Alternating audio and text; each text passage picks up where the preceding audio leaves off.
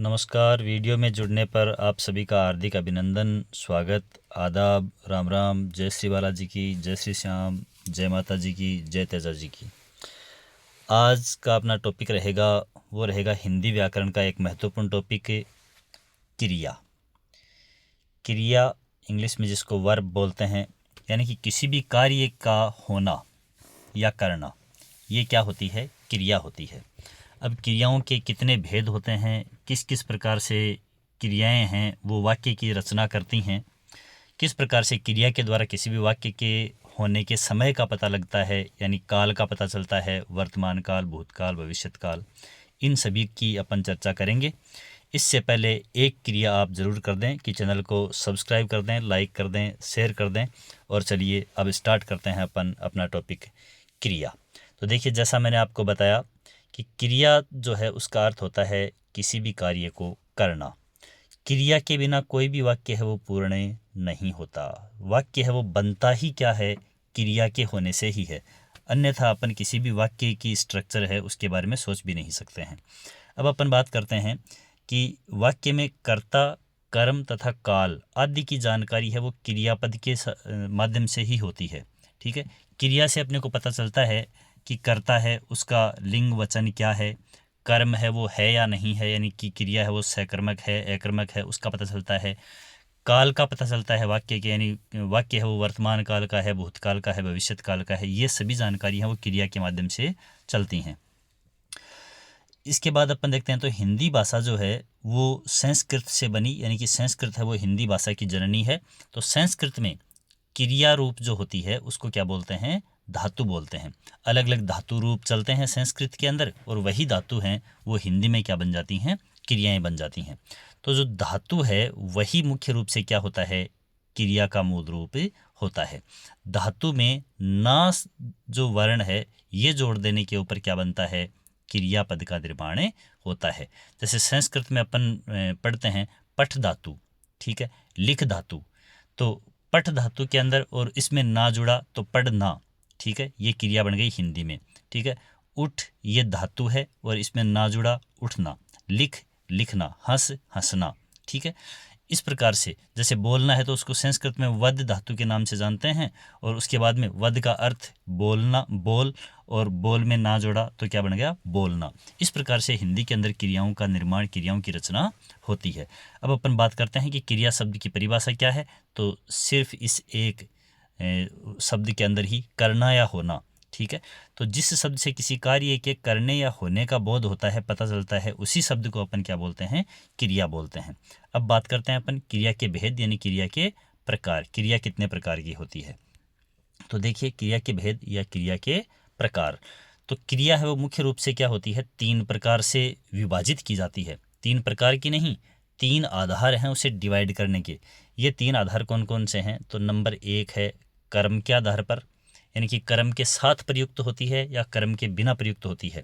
तो यदि किसी भी क्रिया के लिए कर्म की आवश्यकता पड़ती है तो वो तो क्या है? सकर्मक क्रिया। और यदि कर्म की आवश्यकता नहीं होती, बिना कर्म की क्रिया आ रही है, ठीक है, तो ये क्या है? अकर्मक क्रिया है। ठीक है, इसके बाद में सकर्मक क्रिया जो है जिसमें कर्म उपस्थित है वो 2 प्रकार की, ये यहाँ पर गलत प्रिंट हुआ है, ठीक है ना। तो सकर्मक क्रिया है वो 2 प्रकार की होती है, जिसमें एक ही कर्म उपस्थित है वो एक कर्मक क्रिया, और जिस वाक्य के अंदर 2 कर्म उपस्थित हैं और ऐसे वाक्य में कोई क्रिया लगी हुई है, क्रिया तो लगी हुई है ही है निश्चित तौर पर, तो 2 कर्म अगर उपस्थित हैं तो फिर वो क्या है? द्विकर्मक क्रिया है। तो ये तो हुई कर्म के आधार पर, ना, कर्म के आधार पर 2 प्रकार की, सकर्मक और अकर्मक। फिर सकर्मक है वो पुनः 2 प्रकार की। सकर्मक मतलब कर्म सहित, यानी जिस वाक्य में कर्म उपस्थित हैं। अब एक ही कर्म उपस्थित है तो एक कर्मक, और 2 हैं तो द्विकर्मक। ये तो हो गई कर्म के आधार पर। इसके बाद में अपन दूसरा बेस देखते हैं क्रिया का आधार, क्रिया को वर्गीकृत करने का, तो वो है स्ट्रक्चर, यानी क्रिया के द्वारा वाक्य की रचना कैसे हो रही है, वाक्य की संरचना किस प्रकार की बन रही है, उसके आधार पर, यानी कि क्रिया का प्रयोग कैसे हो रहा है ना, प्रयोग क्या, वाक्य में किस प्रकार से क्रियाएं प्रयुक्त हो रही हैं, उसके आधार पर क्रियाएं हैं वो अलग अलग 5 प्रकार की हैं। कौन कौन सी हैं देखिएगा। तो इनके अंदर मुख्य रूप से जो प्रकार आते हैं उनके अंदर नंबर 1 आता है संयुक्त क्रिया। संयुक्त क्रियाएं क्या होती हैं? जिनके अंदर 2 क्रियाएं हैं वो एक साथ प्रयुक्त होती हैं। ठीक है, और वो दोनों एक दूसरे के ऊपर डिपेंड करती हैं, निर्भर करती हैं। तो दो क्रियाएं संयुक्त रूप से जहाँ प्रयोग में आती हैं वो संयुक्त क्रिया होती है। इसके बाद में किसी भी वाक्य के अंदर क्या होता है, मुख्य रूप से नाम धातु क्रिया क्या होगी। तो देखिए अपन ने संज्ञा वाला वीडियो है वो निश्चित तौर पर आपने देखा होगा, नहीं देखा है तो चैनल के मेन होम पेज के ऊपर जा करके और संज्ञा वाला जो टॉपिक है उसको देखें। संज्ञा क्या होती है, किसी भी व्यक्ति, वस्तु, स्थान, ठीक है, भाव आदि का नाम ही क्या है, संज्ञा है। फिर संज्ञा के स्थान पर काम में आने वाले शब्द क्या हैं, सर्वनाम है। संज्ञा की विशेषता बताने वाले शब्द क्या हैं, विशेषण है, ठीक है ना। तो ये जो संज्ञा है, सर्वनाम है, विशेषण है, इनको अपन सामूहिक रूप से क्या कह सकते हैं कि इनके अंदर कोई नाम है वो प्रयुक्त होता है, ठीक है। इनमें यानी संज्ञा, सर्वनाम या विशेषण, उसमें नाम वर्ण जोड़ करके और फिर अगर क्या बनाई जाती है, कोई क्रिया बनाई जाती है, तो फिर वो क्या हो जाएगी, नाम धातु क्रिया हो जाएगी, ठीक है। तो मुख्य रूप से इन्हीं से यानी कि संज्ञा, सर्वनाम या विशेषण, उनसे बनने वाली क्रिया है वो क्या कहलाती है, नाम धातु क्रिया कहलाती है। इसके बाद में है तीसरा टाइप स्ट्रक्चर के आधार पर, वो है प्रेरणार्थक क्रिया। तो प्रेरणार्थक क्रिया क्या है कि जिसके अंदर कोई भी व्यक्ति है वो किसी कार्य को स्वयं नहीं करके और किसी दूसरे की प्रेरणा से कर रहा है, या कोई व्यक्ति स्वयं कार्य नहीं करके और दूसरे से कोई कार्य करवा रहा है, तो फिर वो कार्य है यानी वो क्रिया है वो क्या होगी, प्रेरणार्थक क्रिया होगी। उसके बाद में अपन देखते हैं पूर्वकालिक क्रिया। तो पूर्वकालिक क्रिया के अंदर क्या होता है, देखिए पूर्वकालिक क्रिया के अंदर मुख्य रूप से और एक क्रिया है वो पहले संपन्न होती है, उसके बाद कोई दूसरी क्रिया है वो संपन्न होती है। यानी दूसरी क्रिया का होना इस बात पर डिपेंड करेगा कि पहले कोई कार्य हो जाए, ठीक है। तो जो पहले जो कार्य संपन्न होगा वो क्या होगी, पूर्वकालिक क्रिया होगी। यानी यहाँ पर भी दो कार्य होंगे, दो में से एक पहले होगा, उसके बाद उस पर निर्भर करेगा दूसरे का होना, तो वो जो पहले वाला कार्य यानी पहले वाली क्रिया है वो क्या कहलाएगी, पूर्वकालिक क्रिया कहलाएगी। उसके बाद में ये जो लास्ट टाइप है कृदंत क्रिया, ठीक है। तो कृदंत क्रिया है वो कौन सी होती है, देखिए स्ट्रक्चर के आधार पर कृदंत क्रिया, इसके अंदर मुख्य रूप से यूँ होता है कि कोई भी जो कार्य है उसके अंदर कोई प्रत्यय जुड़ता है, ठीक है, प्रत्यय जुड़ करके और क्रिया बनती है, तो उसको अपन क्या बोलते हैं, कृदंत क्रिया बोलते हैं। तो इस प्रकार से अलग अलग संरचना के आधार पर 5 प्रकार की क्रियाएं हैं। हालांकि पूर्वकालिक क्रिया है उसके अंदर कई बार ऐसा भी होता है कि एक कार्य होने के तत्काल बाद दूसरा कार्य होता है, तो वो जो उसके जस्ट पहले वाला कार्य हो रहा है उसको तात्कालिक क्रिया भी बोलते हैं, ठीक है। तो पूर्वकालिक या फिर जस्ट उसी के जस्ट समय ठीक पहले कोई कार्य हो रहा है तो उसको तात्कालिक क्रिया के नाम से भी जानते हैं। ये भी अपन आगे विवरण के अंदर देख लेंगे। इसके बाद में बात करते हैं कि काल के आधार पर। तो काल के आधार पर अपन जानते हैं कि 3 प्रकार के, वर्तमान काल, भूतकाल, भविष्यत काल, ऐसे 3 काल हैं।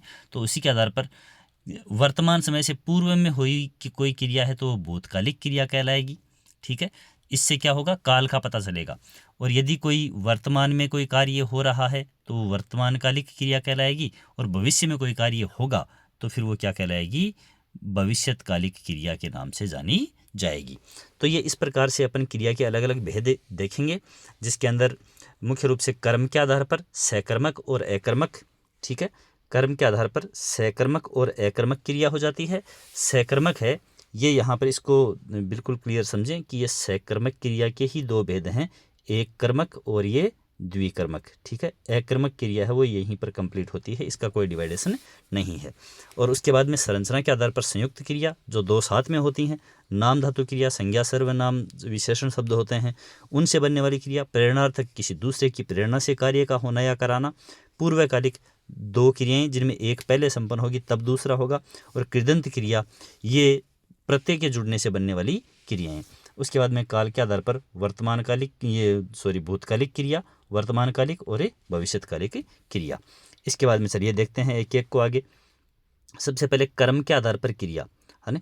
तो 2 प्रकार की, सकर्मक जिनके अंदर कर्म उपस्थित होता है वाक्य में, और अकर्मक जिसके अंदर कर्म उपस्थित नहीं होता है। कर्म के आधार पर क्रिया शब्द का फल है वो किसके ऊपर पड़ रहा है, यानी क्रिया शब्द का असर किसके ऊपर पड़ रहा है ना, वह किसे प्रभावित कर रही है क्रिया, ठीक है ना। इस आधार पर किया जाने वाला भेद है वो क्या होता है, कर्म के आधार पर क्रिया के भेद के अंतर्गत आता है। यानी कि क्रिया का फर्क अगर कर्म के ऊपर पड़ रहा है, यानी कि कर्म उसमें आवश्यक है, तब तो सकर्मक हो गई। और अगर क्रिया का फल है यानी क्रिया का असर है वो कर्म के ऊपर नहीं पड़ रहा, कर्म है ही नहीं, तो फिर वो क्या होगी, अकर्मक होगी। सकर्मक क्रिया, स अर्थात सहित, सकर्मक यानी कर्म के साथ, यानी जिस क्रिया से पहले कर्म उपस्थित है, ऑब्जेक्टिव उपस्थित है, तो वो क्या होगी, सकर्मक क्रिया होगी। जिस क्रिया का फल कर्ता को छोड़कर कर्म पर पड़े, फल का मतलब प्रभाव, ठीक है, ये किस पर पड़े, कर्म के ऊपर पड़े, तो वो क्या कहलाएगी, सकर्मक क्रिया कहलाएगी। जैसे बच्चा चित्र बना रहा है, सकर्मक में अपन ये भी कह सकते हैं कि जिस वाक्य में से, और अपन क्या करें, कर्ता को रख लें और जो क्रिया है उसको रख लें, उसके बाद जो बचा हुआ शब्द है उसको हटा दें। हटाने से क्या कोई प्रश्न बन रहा है ना, कब, क्यों, क्या, है ना, ऐसे किसको, इस प्रकार से कोई क्वेश्चन आ रहा है और अगर वाक्य से उसका जवाब मिल रहा है ना, तो वो क्या है, सकर्मक क्रिया है। जैसे अपन इसमें बच्चा चित्र बना रहा है, अपन क्वेश्चन पूछ लें कि बच्चा क्या बना रहा है, तो क्या का जवाब मिल रहा है अपने को यहाँ पर, चित्र, ठीक है ना। जैसे गीता सितार बजा रही है, अपन पूछते हैं कि गीता क्या बजा रही है, तो क्या का जवाब मिल रहा है, सितार। तो जहाँ क्या का जवाब अपने को मिलता है तो वो क्या है, सकर्मक क्रिया है, ठीक है। यदि प्रश्न किया जाए कि बच्चा क्या बना रहा है, तो उत्तर होगा चित्र, और चित्र यहाँ पर क्या है, कर्म है, ठीक है ना। तो ये गीता क्या बजा रही है, तो उत्तर क्या आएगा, सितार, तो ये सितार यहाँ पर क्या है, कर्म है। तो जिस वाक्य के अंदर कर्म उपस्थित है वहाँ क्रिया क्या कहलाती है, सकर्मक क्रिया कहलाती है। अब कर्म एक है या दो हैं, ठीक है, तो एक ही है तो एक कर्मक क्रिया हो जाएगी, और अगर दो हैं तो क्या हो जाएगी, द्विकर्मक क्रिया हो जाएगी।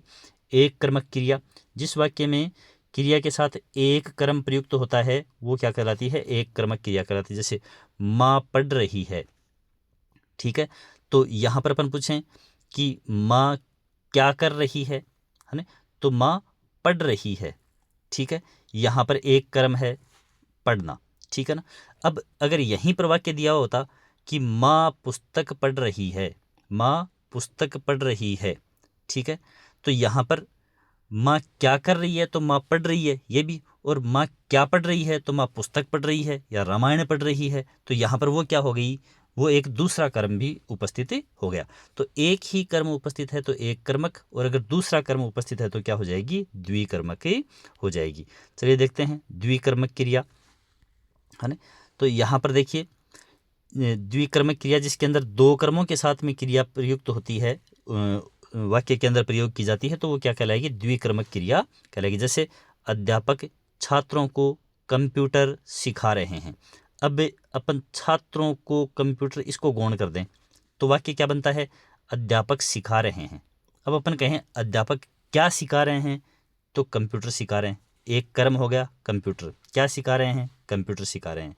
अब क्वेश्चन पूछें कि अध्यापक कंप्यूटर किसको सिखा रहे हैं, है ना, किसको सिखा रहे हैं, तो या किसे सिखा रहे हैं, तो छात्रों को सिखा रहे हैं। किसको सिखा रहे हैं, छात्रों को, तो छात्र यहाँ पर क्या हो गया, दूसरा कर्म उपस्थित हो गया। तो यहाँ पर दो कर्म हैं, उसके साथ ये कार्य है वो घटित हो रहा है, सिखाने का कार्य है वो छात्रों के साथ हो रहा है, कंप्यूटर की सहायता से हो रहा है, ठीक है। तो दो कर्म यहाँ पर, कंप्यूटर और छात्र दोनों दो कर्म उपस्थित हो गए, तो सीखने का जो कार्य है, सीखने की जो क्रिया है वो दो ऑब्जेक्टिव के साथ में, दो कर्मों के साथ में क्या हो रही है, घटित हो रही है, तो ये क्या कहलाएगी, द्विकर्मक क्रिया कहलाएगी। अब यदि कर्म उपस्थित है ही नहीं तो फिर वो क्या हो जाएगी, अकर्मक क्रिया हो जाएगी। तो जिस वाक्य में क्रिया का प्रभाव है वो केवल कर्ता पर ही पड़ता है, यानी कि क्रिया है वो कर्ता के द्वारा निर्धारित होती है, ठीक है, कर्म उसमें नहीं है, कर्म की वहाँ पर कोई संभावना नहीं होती है, तो फिर वो क्या कहलाएगी, अकर्मक क्रिया कहलाएगी। जैसे आशा सोती है, ठीक है, तो यहाँ पर जो क्रिया है सोना, इसका जो प्रभाव है वो केवल आशा इस शब्द के ऊपर ही पड़ रहा है, ठीक है। अपन यहाँ पर कोई भी दूसरा जो कर्म है वो यहाँ पर उपस्थित ही नहीं है, ठीक है। जैसे यहीं पर होता राम, तो अपन लिखते राम सोता है, तो सोती है या सोता है ये क्या कर रहा है, जो कर्ता प्रयुक्त हुआ उसके लिंग के ऊपर डिपेंड कर रहा है, ठीक है, स्त्रीलिंग या पुल्लिंग इसी के ऊपर डिपेंड कर रहा है, सोता है या सोती है, अपन किस प्रकार से क्रिया को प्रयोग में लाएंगे। तो ये कर्ता पर डिपेंड करता है, केवल कर्ता पर इसका फर्क है वो पड़ रहा है, कर्म की यहाँ पर कोई संभावना नहीं है, कर्म उपस्थित नहीं है, तो वो अकर्मक क्रिया कहलाएगी। इसके बाद में अपन बात करते हैं वाक्य में प्रयोग कैसे हो रहा है क्रिया का, अर्थात संरचना के आधार पर क्रिया के प्रकार। तो देखिए, संरचना या रचना के आधार पर तो वाक्य में क्रिया का प्रयोग कहाँ किया जा रहा है, किस प्रकार से किया जा रहा है, किस रूप में किया जा रहा है, उसके आधार पर जो अपन क्रिया का डिवाइडेशन करते हैं वो क्या होता है, संरचना के आधार पर आपका विभाजन होता है। 5 प्रकार हैं मुख्य रूप से। सबसे पहले संयुक्त क्रिया, तो संयुक्त शब्द से ही पता चलता है कि 2 क्रियाएं साथ में आ रही हैं। देखिए, जब 2 या 2 से अधिक भिन्न अर्थ रखने वाली क्रियाएं हैं वो एक साथ आती हों तो उसे संयुक्त क्रिया कहते हैं। जैसे अतिथि आने पर स्वागत करो, है ना, तो एक तो स्वागत करना ये भी क्या है, क्रिया है, और एक अतिथि का आना ये भी क्या है, ये भी क्या है, यहाँ पर क्रिया है। तो 2 क्रियाएं एक साथ हो रही हैं, 2 कार्य हो रहे हैं कि अतिथि पहुँचेंगे, आएंगे, और आते ही उनका क्या होगा, स्वागत होगा, है ना, कि तो अतिथि के आने पर स्वागत करो, तो आना और स्वागत करना ये दोनों कार्य हैं वो साथ साथ हो रहे हैं। तो वाक्य में आने की क्रिया है वो मुख्य क्रिया है, और स्वागत करना है वो क्या है, सहायक क्रिया है, क्योंकि वो आएंगे तभी तो स्वागत करेंगे। तो मेन काम कौन सा है, अतिथियों का आना, और उसके बाद में उसका सहायक कार्य क्या है, स्वागत करना।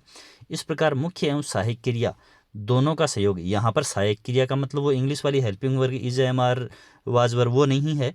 यहाँ पर 2 कार्य हो रहे हैं तो 2 में से कौन सा मुख्य है और कौन सा उसके ऊपर डिपेंड है, ये मुख्य और सहायक क्रियाएं हैं। अतः इसे क्या कहेंगे, संयुक्त क्रिया कहेंगे। ठीक है, मुख्य क्रिया के साथ सहायक क्रिया एक से अधिक भी हो सकती है। ठीक है, यानी कि यहाँ पर जैसे ये आने पर, ठीक है, स्वागत करो, ठीक है, तो अपने कह सकते थे फूलों की बारिश करके स्वागत करो, है ना, तो ये सहायक क्रियाएं स्वागत करना और फूलों की बारिश करना ये 2 भी हो सकती थी ना अलग। ठीक है, तो इस प्रकार से संयुक्त क्रियाएं हैं वो संपन्न होती हैं या प्रयोग होती हैं वाक्य के अंदर। अब बात करते हैं अपन नाम धातु क्रिया। तो नाम धातु का मतलब नाम से बनने वाली क्रिया। ठीक है, नाम कौन है, नाम है संज्ञा सर्वनाम ये। तो देखिए, संज्ञा सर्वनाम विशेषण ये शब्द किसके रूप में बदल जाएं, धातु की तरह, मतलब क्रिया की तरह काम करें। ठीक है, तो उसे नाम धातु क्रिया कहते हैं। इन नाम धातु शब्दों में जब प्रत्यय लगा करके क्रिया का निर्माण किया जाता है तो ये क्या होती हैं, नाम धातु क्रियाएं कहलाती हैं। जैसे हाथ, ठीक है, अब हाथ से क्या बनी, हथियाना। ठीक है, जो क्रिया बनी इसका नाम धातु तो है हथिया, लेकिन नाम धातु क्रिया क्या है। तो देखिए यहाँ पर अपन इसको डायरेक्ट क्रिया में बदलने की अगर कोशिश करें तो हाथ से हथियाना, ठीक है, अपना से अपनाना, इस प्रकार से क्या बन रही है, नाम धातु क्रिया बन रही है। ठीक है, तो यहाँ पर जो संज्ञा सर्वनाम आदि हैं, जैसे हाथ यहाँ पर संज्ञा थी और उससे उस क्रिया बन गई हथियाना, और अपना ये सर्वनाम था निजवाचक सर्वनाम, और क्रिया बन गई क्या, अपनाना। ठीक है, तो इस प्रकार से, है ना, जैसे विनीत सुनीता के विवाह की जिम्मेदारी को अपना चुका। ठीक है, अपना चुका तो ये अपनाना हो गया नहीं, ये अपना है वो सर्वनाम नहीं है, यहाँ पर ये अपना शब्द है वो सर्वनाम नहीं है, ये अपना शब्द क्या है, यहाँ पर अपना चुका, मतलब उसने अपना लिया, अपनाना क्या हो गई, क्रिया हो गई, तो ये नाम धातु क्रिया होगी यहाँ पर। यहाँ अपना शब्द है वो सर्वनाम नहीं होकर के क्या होगी, नाम धातु क्रिया होगी। ठीक है, अब देखिए आगे, इसके बाद में तीसरा संरचना के आधार पर प्रकार देखते हैं। तो प्रेरणार्थक क्रिया, प्रेरणार्थक क्रिया के अंदर जैसा मैंने आपको शुरुआत में बताया कि कार्य है वो कोई दूसरा व्यक्ति करेगा या दूसरे व्यक्ति से करवाएगा, स्वयं नहीं करेगा। जब कर्ता स्वयं कार्य का संपादन न करके किसी दूसरे को करने के लिए प्रेरित करे या उससे करवाए तो वो प्रेरणार्थक क्रिया कहलाती है। जैसे सरपंच ने गांव में तालाब बनवाया, तो सरपंच ने खुद हाथों से खोद कर थोड़ी बनाया या खुद चुनवाई करके थोड़ी बनाया, मजदूरों को प्रेरित करके और उनसे क्या करवाया, मजदूर मिस्त्री आदि से क्या करवाया, तालाब का निर्माण करवाया। इसमें सरपंच ने स्वयं कार्य नहीं किया बल्कि अन्य लोगों को प्रेरित करके उनसे तालाब का निर्माण करवाया। यहाँ पर ये जो तालाब बनवाने का कार्य है वो क्या है, प्रेरणार्थक क्रिया के अंतर्गत आएगा। इसके बाद बात करते हैं अपन पूर्वकालिक क्रिया। तो पूर्वकालिक मतलब एक कार्य से पहले होने वाला कार्य, जो पहले होगी वो क्रिया क्या कहलाएगी, पूर्वकालिक क्रिया कहलाएगी। जब किसी वाक्य में 2 क्रियाएं प्रयुक्त हो रही हैं, उनमें से एक क्रिया दूसरी क्रिया से पहले संपन्न हुई हो तो पहले संपन्न होने वाली क्रिया क्या कहलाती है? पूर्वकालिक क्रिया कहलाती है। इन क्रियाओं के ऊपर लिंग, वचन, पुरुष, काल आदि का कोई प्रभाव, यानी पूर्वकालिक क्रिया पर कोई प्रभाव नहीं पड़ता। जो लिंग वचन का प्रभाव पड़ता है वो जो बाद में होने वाली क्रिया है उसके ऊपर पड़ती है। ये अव्यय तथा क्रिया विशेषण के रूप में प्रयुक्त होती हैं, यानी कि बदलती नहीं है, ये है ना, रूप परिवर्तित नहीं होता। इनमें क्या होता है कि मूल जो धातु है उस धातु के अंदर कर शब्द लगाने पर क्या बन जाती है? पूर्वकालिक। कैसे? जैसे एक क्रिया के होने पर दूसरा होगा, है ना, तो एक को करके दूसरा करेंगे तो फिर क्या हो गया? कर शब्द है वो जुड़ेगा पहले, पूर्वकालिक क्रिया के रूप को बता दिया जाता है इसके द्वारा। जैसे बलवीर खेल कर पढ़ने बैठेगा। अब पढ़ने का जो कार्य है वो कब करेगा? वो खेलने के बाद करेगा। तो पहले कौन सा हो रहा है? पहले कौन सा कार्य होगा? खेलने का होगा। खेल कर फिर पढ़ेगा, है ना। तो खेल कर ये शब्द यहाँ पर क्या है? पूर्वकालिक क्रिया है। वह पढ़कर सो गया, तो सो जाना ये एक क्रिया थी और पढ़कर ये दूसरी क्रिया थी। लेकिन ये जो पढ़ने वाला कार्य था ये होने के बाद वो सोया। पहले कौन सा काम हुआ? पहले पढ़ने का काम हुआ। तो ये पढ़कर ये क्या है? पूर्वकालिक क्रिया है। ठीक है।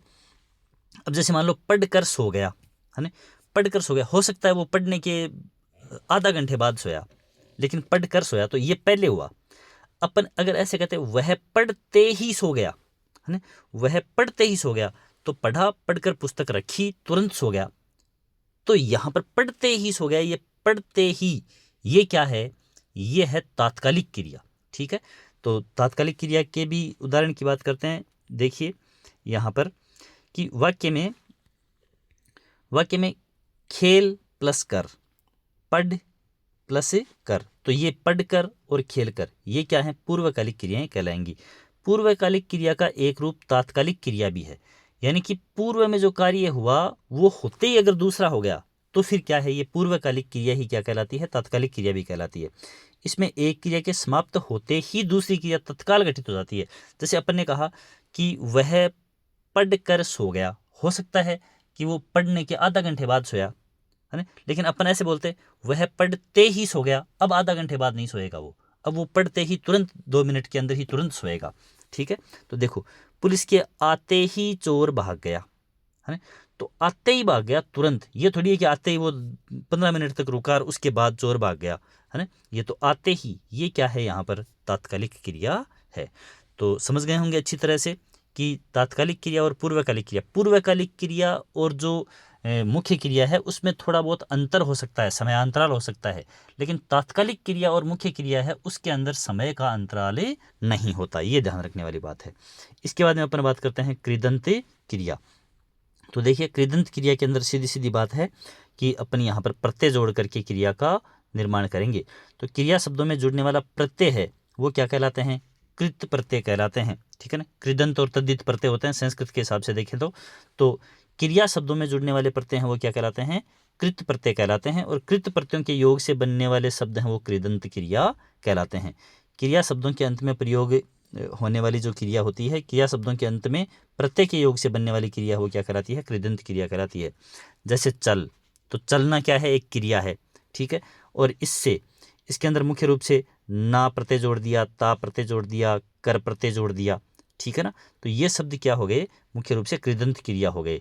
लिख क्या है? एक धातु है। धातु को ही संस्कृत में क्या ये हिंदी में क्या बोलेंगे? क्रिया बोलेंगे, और संस्कृत में उसको धातु रूप बोल देंगे। अब इसमें ना जोड़ दिया, ता जोड़ दिया, कर जोड़ दिया। ठीक है। तो ये क्या हो गई? कृदंत क्रिया हो गई। तो ये मुख्य रूप से संरचना के आधार पर आपके 5 भेद हैं मुख्य रूप से, और तात्कालिक को देखें तो 6 भेद मान सकते हैं अपन। इसके बाद में काल के आधार पर, तो ये तो बहुत ही सामान्य सी चीज़ है। काल के आधार पर क्रियाएं, तो काल 3 प्रकार के, तो क्रियाएं हैं वो भी कितने प्रकार की? 3 प्रकार की। काल के आधार पर यानी कि जिस काल में क्रिया संपन्न होती है, वर्तमान में हो रहा है, पूर्व में हो गया या भविष्य में होगा कार्य, उसके आधार पर क्रियाएं हैं वो 3 प्रकार की होती हैं। सबसे पहले भूतकालिक क्रिया, तो क्रिया का वह रूप जिसके द्वारा बीते समय में कार्य के संपन्न होने का बोध होता है, पता चलता है, वो भूतकालिक क्रिया कहलाती है। जैसे वह विदेश चला गया, अब चला गया इसका मतलब अब से पहले चला गया। ठीक है। तो भूतकाल में ये कार्य हो गया। उसने बहुत मधुर गीत गाया, है, तो गाया मतलब पहले गाया, अब से पहले गाया, तो ये क्या हुई? भूतकालिक। वर्तमान कालिक क्रिया, तो वर्तमान कालिक जो कार्य हो रहा है अब वर्तमान में कंटिन्यूअस है ना। क्रिया का वह रूप जिसमें वर्तमान समय में कार्य के संपन्न होने का बोध होता हो, पता चलता हो, एहसास होता हो, वर्तमान कालिक क्रिया कहलाएगी। जैसे गीता हॉकी खेल रही है मतलब अब भी खेल रही है, वर्तमान में खेल रही है। विमल पुस्तक पढ़ रहा है मतलब अब पढ़ रहा है, तो वर्तमान में पढ़ रहा है, इसका मतलब वर्तमान कालिक क्रिया है। फिर भविष्यकालिक क्रिया, इन फ्यूचर होने वाला कार्य, ठीक है। तो इसके अंदर अपन क्या देखेंगे, वह क्रिया जिसके अंदर आने वाले समय में कार्य के संपन्न होने का पता चलता है, भविष्यकालिक क्रिया कहलाती है। जैसे गार्गी छुट्टियों में कश्मीर जाएगी, भविष्य के अंदर जाएगी आगे, ठीक है। तो ये क्या हो गई, भविष्यकालिक कार्य यानी भविष्य में होने वाला कार्य। दिनेश निबंध प्रतियोगिता में भाग लेगा, कब, जब भविष्य में प्रतियोगिता होगी तब भाग लेगा। तो ये क्या हो गई, भविष्यकालिक क्रिया हो गई। तो इस प्रकार से अपन ने क्रिया के अलग अलग प्रकार देखे। कर्म के आधार पर 2 प्रकार की, सकर्मक अकर्मक, और सकर्मक में एक कर्मक और द्विकर्मक। उसके बाद में संरचना के आधार पर अलग अलग 5 प्रकार की थी, जिसके अंदर नाम धातु क्रिया है, संयुक्त क्रिया है, पूर्वकालिक क्रिया है, ठीक है ना, कृदंत क्रिया है। तो ये अलग अलग प्रकार की जो क्रियाएं देखी अपन ने 5 प्रकार की। इसी में पूर्वकालिक के अंदर तात्कालिक क्रिया भी थी, और फिर काल के आधार पर भूतकालिक, वर्तमानकालिक और भविष्यकालिक ये क्रियाएं देखी।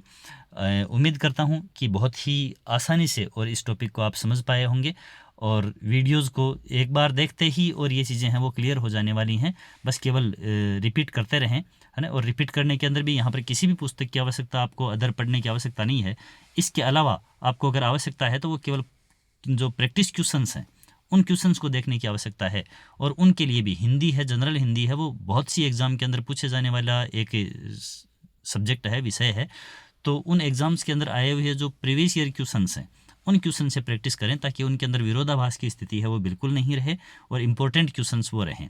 अन्यथा अगर अपन कहीं भी कोई भी बुक उठा ली और उससे अगर प्रैक्टिस कर रहे हैं तो उनमें से क्वेश्चंस हैं वो एग्ज़ाम में पूछे जाने की संभावना वो बहुत कम होती है, और अपना जो समय है वो व्यर्थ में ही व्यतीत हो जाता है।